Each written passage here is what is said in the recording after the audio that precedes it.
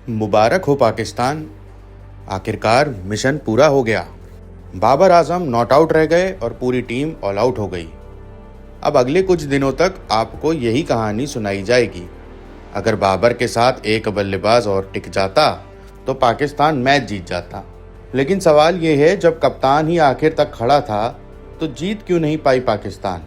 जरा पहले टेस्ट का हाल समझिए। वेस्टइंडीज ने पाकिस्तान के सामने सिर्फ 211 रन का लक्ष्य रखा था। कोई 350 नहीं, कोई 450 नहीं, सिर्फ 211 रन। लेकिन पाकिस्तान की पूरी टीम 120 रन पर ढेर हो गई, यानी 90 रन की शर्मनाक हार। वेस्टइंडीज ने मैच नहीं जीता, बल्कि पाकिस्तान ने फिर एक बार अपनी बल्लेबाजी से दुनिया को हंसने का मौका दे दिया। और इस पूरी कहानी का सबसे दिलचस्प किरदार थे कप्तान बाबर आजम। स्कोर कार्ड पर लिखा था 58 रन नॉट आउट, यानी कप्तान आखिर तक खड़ा रहा, लेकिन पूरी सेना रास्ते में ही हथियार डाल गई। ऐसा लग रहा था जैसे मिशन मैच जीतना नहीं, नॉट आउट रहना हो। सोशल मीडिया पर इस हार के बाद बाबर आजम को लेकर तंजों की बाढ़ आ गई है। कहीं लिखा गया है टीम गई लेकिन किंग बच गया, तो कहीं उन्हें नकली किंग कहकर ट्रोल किया गया। और मानना भी पड़ेगा, इन रिएक्शन से पाकिस्तान क्रिकेट का पूरा हाल बयां हो जाता है। राजा सुरक्षित है लेकिन पूरा राज्य हार चुका है।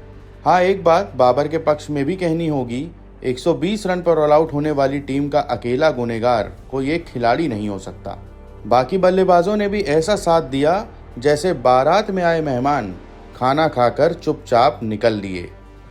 किसी ने भी साझेदारी नहीं निभाई, किसी ने भी जिम्मेदारी तक नहीं ली।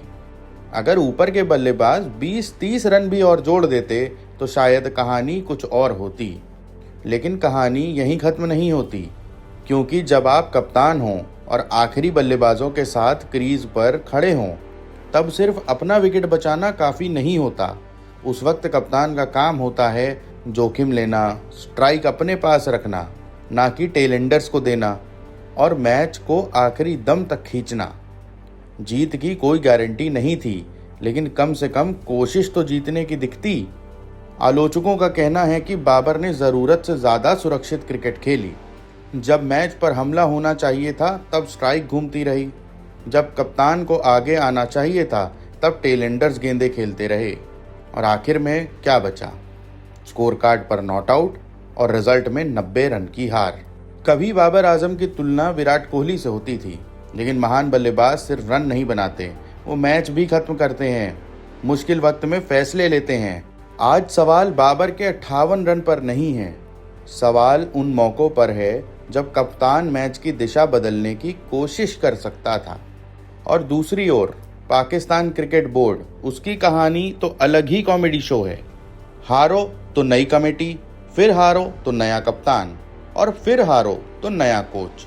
लेकिन जिस सोच ने पाकिस्तान क्रिकेट को इस हालत तक पहुंचाया, उसकी समीक्षा शायद आज तक नहीं हुई।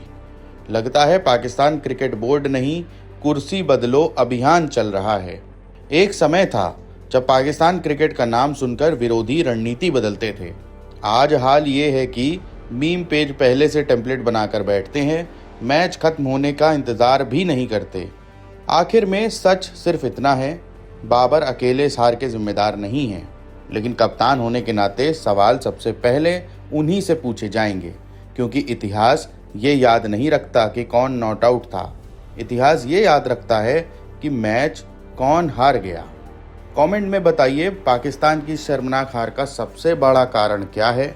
बाबर की रणनीति, बाकी बल्लेबाजों की नाकामी, या फिर पीसीबी का पूरा सिस्टम?